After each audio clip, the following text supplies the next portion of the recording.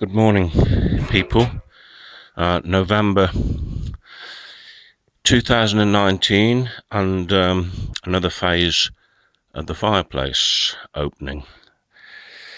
I've got some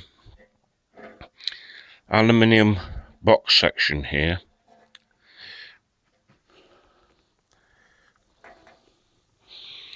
In actual fact, it came off the outside cladding, an industrial unit that they were pulling apart, basically. So I've used some of it, and I've cut this section out of it on my table saw, special blade.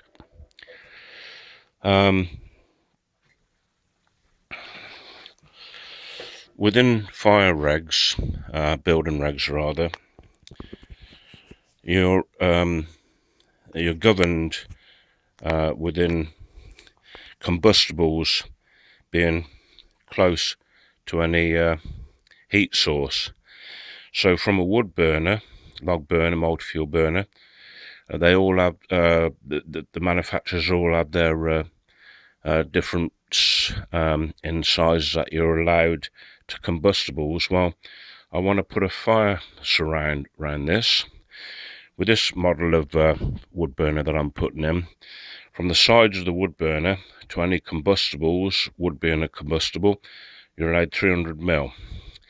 From the flue, nearest combustible above it are 3 times the diameter of the flue. I'm using a 5-inch flue on this into the chimney breast, so that's 15 inches.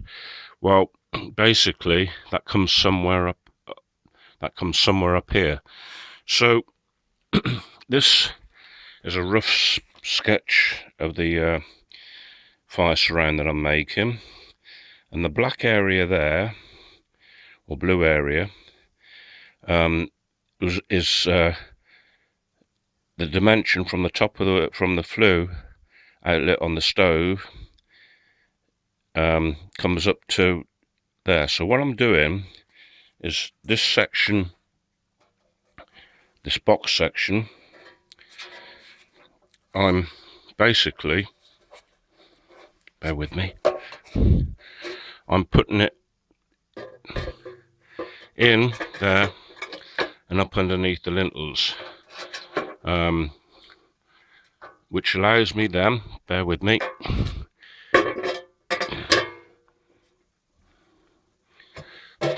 which then allows me to cover the face of this lintel with the aluminium. Then that part of my timber, I will make that an ellipse there, so that'll be the timber stretcher on the top of the fireplace. You have to forgive me, I'm only got 2 hands.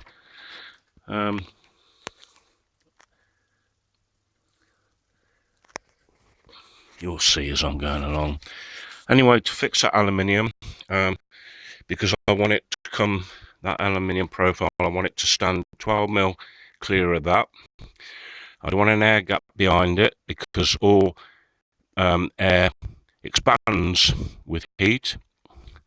So on the back of this section, I'll cut down a piece of 12 mil, which is what I need, of cement backboard. There you go. So that will fit behind the back of the aluminium profile, behind the back of this. Oh, all over the place today. Fixing it. To fix it, what I've used are these fixings. I use these in a wall. That what they are really, they're a plasterboard fixing, hollow wall fixing. When these screws are done up, these wings, where my thumb are, they expand pretty much like this.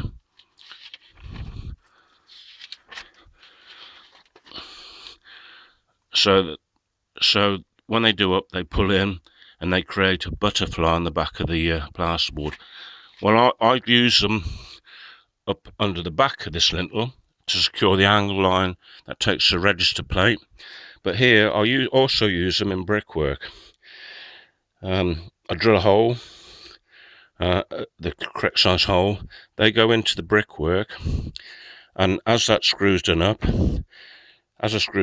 these wings compress into the hole, so they create a strong fixing in the wall.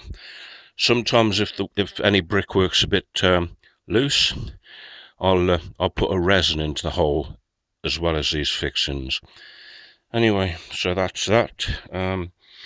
Yeah, so pretty much that'll be the design of the fire surround, and I'm doing all that in Douglas fir out of some reclaimed rafters and purlins that I've had out of a roof. Yeah, anyway, need to get this damn fire going. Winter's on its way.